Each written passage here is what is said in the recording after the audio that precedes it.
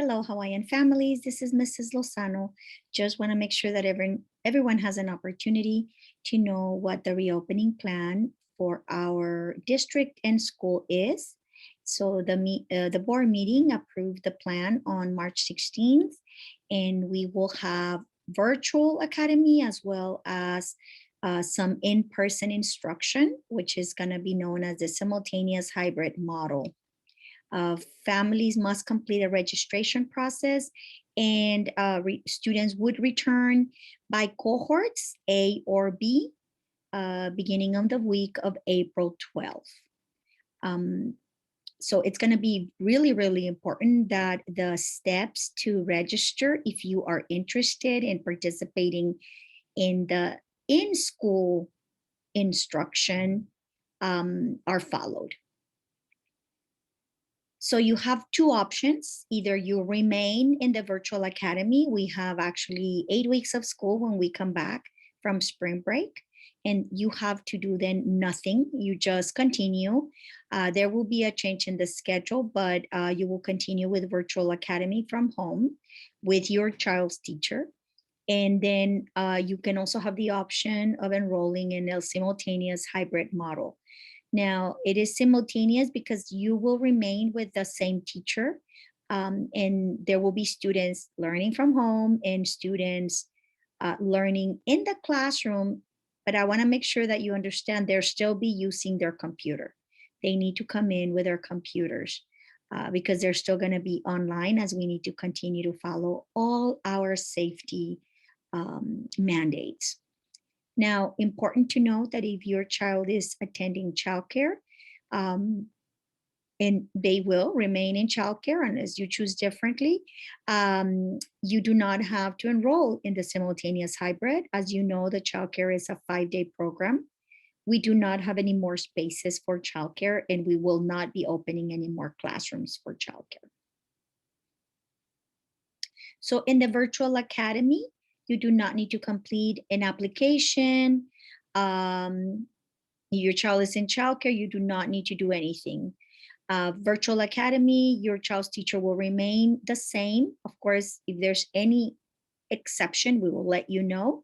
The teacher teaches simultaneously the students that are at home, learning from home, and the students that may have selected hybrid. But students continue with all previous services, everything online. Option 2, the simultaneous hybrid. Teachers will be teaching both students in person and students online at the same time.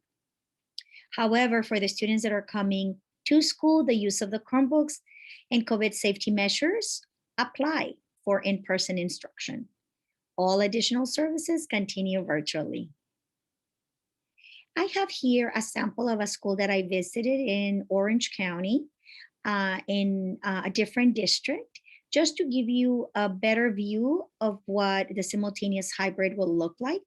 As you can see here, we have students that are spaced out, everyone in a single desk, and the teacher is at her teaching station.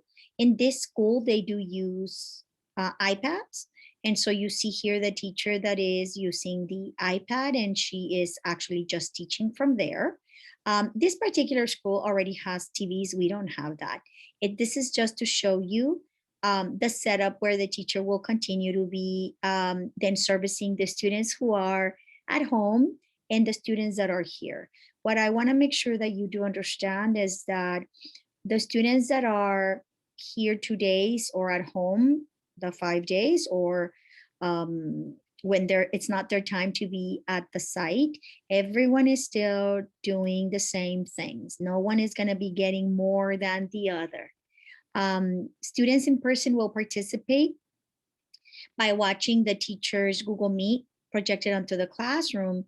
One thing that I need to make you aware is that breakout rooms for small group instruction is not possible at this time for the students that will participate in school. This is an exception though for childcare. I'm not going to play the video, but you are welcome to click on the link here to just watch a super short video on this. The simultaneous hybrid cohorts will work like this. Cohort A is learning online at school on Mondays and Tuesdays. Wednesday, Thursday, and Friday, they are online at home. Of course, Wednesday continues to be the same as synchronous, independent work, checking in for attendance, and of course, tutoring or any other services that they receive. Thursday and Friday, they log in for their regular class with their teacher from home. If you happen to be on cohort B, then you begin your day at home, Monday through Wednesday, knowing that Monday and Tuesday you're online with your teacher, with your classmates. Wednesday continues to be independent, it's not a free day. And then Thursday and Friday would be your days that you come to school to learn, continue learning online. Please note that the cohorts are going to be selected by the district. Priority will be given to schedule siblings within the district on the same days for in-person instruction, because the district has to consider transitional kindergarten through 12th grade. So if you are unable to accept the cohort assignment because those days don't work for you, of course, don't worry, the student will continue in the virtual academy with the same teacher and the same group of classmates.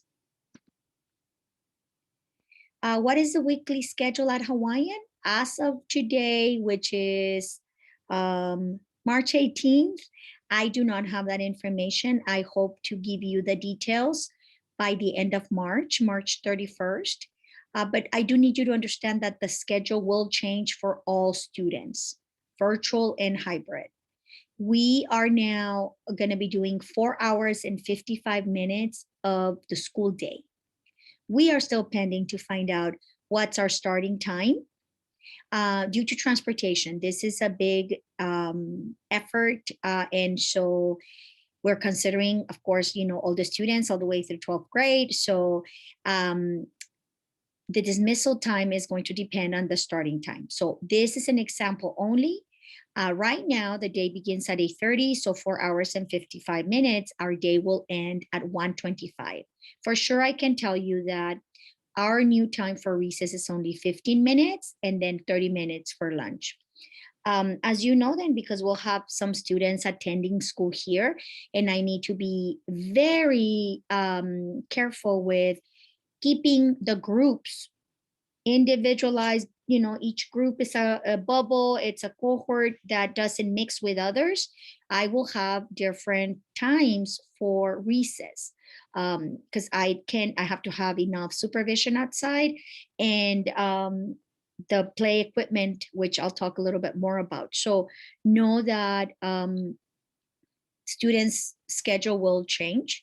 Of course, as you remember, or if you're new, please know that our schedule was always 8 o'clock in the morning before.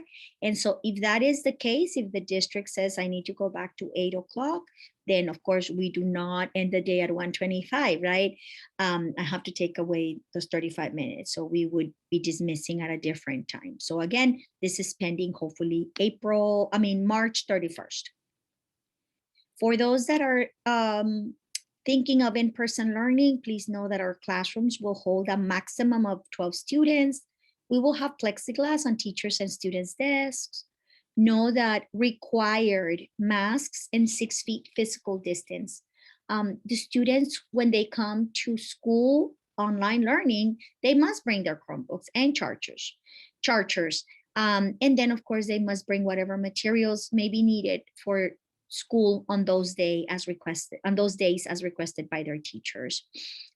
All students must know how to turn on their devices, log into Google Classroom, and access their assignments, independently.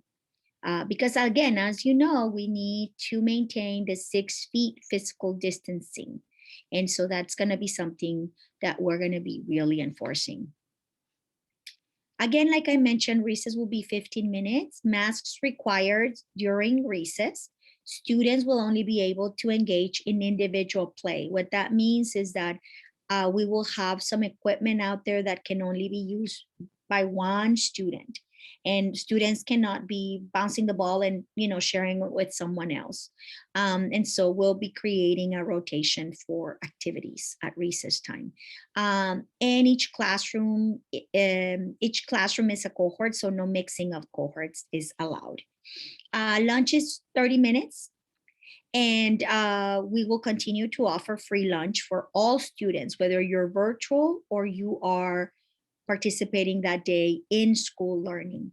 Lunch will be right now scheduled to do it in the classroom. We need to know how many students we will have here. So if space allows, we will use our lunch benches. But again, we need to maintain that 6 feet distance. As soon as students are finished with lunch, students must wear their mask. So the simultaneous hybrid, there is an enrollment process. It's a strict window to enroll. Parent must accept the offer by the deadline, and you must follow the parent agreements. Not following the parent agreements may result in dismissal from the simultaneous hybrid model. So I'll go a little bit into more detail. There will be an enrollment form that by now you have seen the link. It is an online link. You need to submit that enrollment form and also accept the offer by the specified deadline. And so on Thursday, March 18th, those forms have been, I already have sent them through Remind and Aries Communication. And please know that the first part of the process, you gotta submit that enrollment form by Monday, March 22nd. And I'll go over the timeline in a minute. So if you need help submitting your enrollment application, please contact us here in the office. We'll be happy to help you. You can also access the form, on our website. The parent agreements, this is something that you need to be aware that we are going to need your support, and we will be enforcing their requirements, and failure to follow those agreements will result in a conference with me and dismissal from in-person instruction. Of course, dismissal only means that the student goes back and is doing virtual learning, virtual academy. So they remain in the class with a teacher. It's just that they're doing it from home, like we did it from the beginning of the school year. This is the very, very, very important transition timeline. And it begins right here during the week of March 17th through the 19th, where we are providing information to our parents, moving on to when you are able to submit the enrollment form. You have starting on the 18th all the way to the 22nd. Following this arrow here, it's 22nd, no later than noon, 12 noon on Monday. On March 25th, parents will be notified of their cohort assignment. Again, the district is the one making those determinations. By March 26th, no later than 6 p.m., parents must accept the cohort. So that's the second part of this process.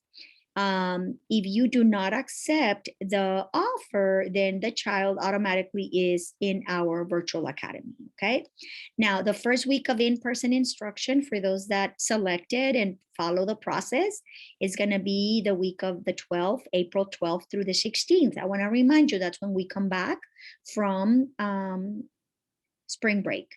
I also wanna remind you that right now, as per county orders, if you leave the county and the state to travel, then you must quarantine when you come back. So your children would not be able to begin in person if you traveled. And this is the part that I want to remind all of us, that it is going to be up to all of us to ensure the safety of all our children, to ensure that we remain healthy, that we don't have to close down classrooms and go into quarantine. So please take that very, very seriously, because our decisions impact others. So cohort A begins Monday, Tuesday, April 12th and 13th. Cohort B in school 15th and 16th. Of course, since Monday, they were in class in virtual academy though, remember that. So very important dates right there for you to remember. And so how do we make this decision, parents may ask? I'm providing you with this tool just so that you can have some statements that this is a very personal decision that you do need to consider. And I want to just share that on the first one, feeling comfortable with the school plan if a student or staff member has symptoms or test positive for COVID-19. So with the support of our nurse, we are going to have to make a determination and find out if in fact then we would need to quarantine either one student or the entire cohort. This is why it's so important. What I need you to understand as well, though, is that because you may have siblings in the school, then we may need to, quarantine more than one cohort.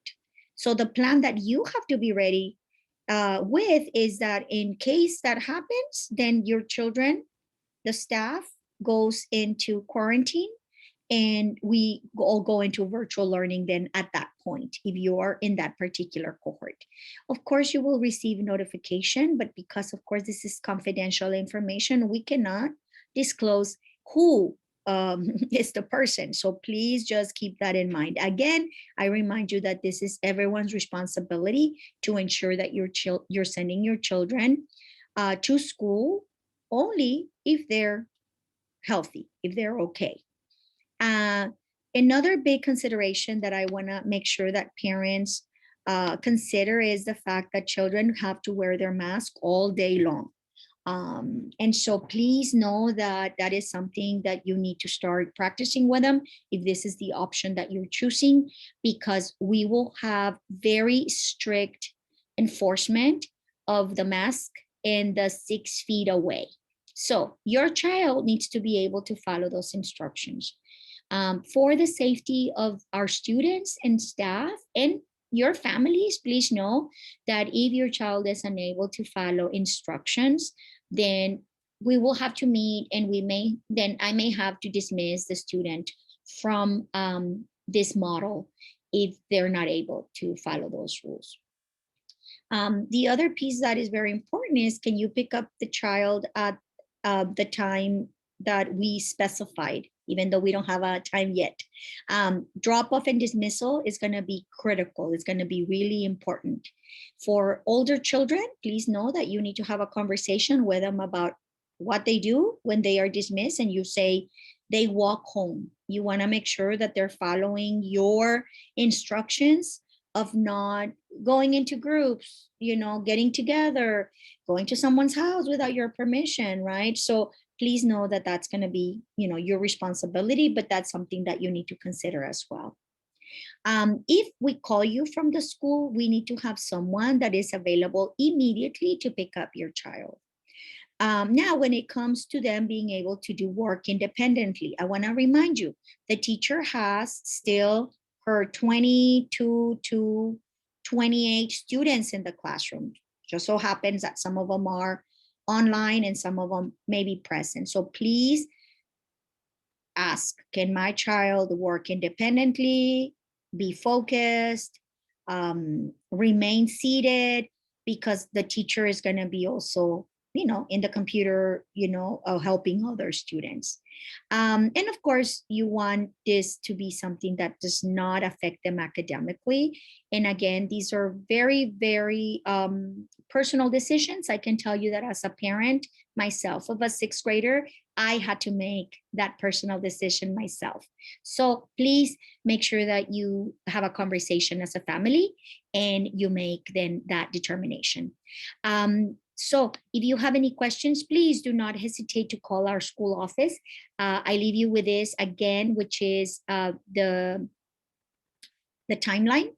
And again, I already emailed all of our parents, and it's also on our website. The links for you to complete the online enrollment only if you're interested in this model. Again, please be safe. Thank you for your attention, and I will be in touch. See you soon.